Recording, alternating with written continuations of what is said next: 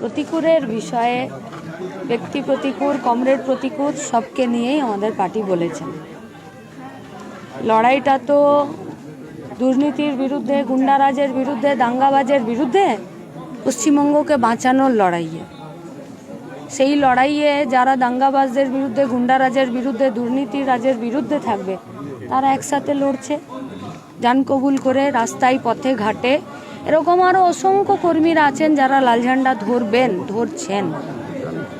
প্রতিকূল সম্পর্কে ও তো ব্যক্তি প্রতিকূল, কমরেড প্রতিকূল একসাথে পুলিশের ব্যারিকেডের এপারে দাঁড়িয়ে মারও খেয়েছি।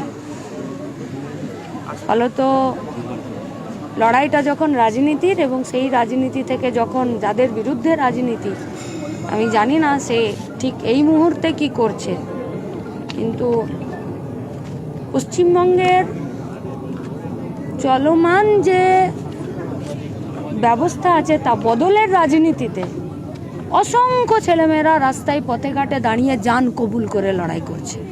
এগুলো আমাদের অনেক বেশি সম্পদ, এবং প্রতিকূলকে নিয়ে বলার মতো এই মুহূর্তে অতটা মানসিক অবস্থা আমি এখনো জোগাড় করতে পারি। ইতিমধ্যেই আমতলার পার্টি অফিসে ঢুকে পড়েছে।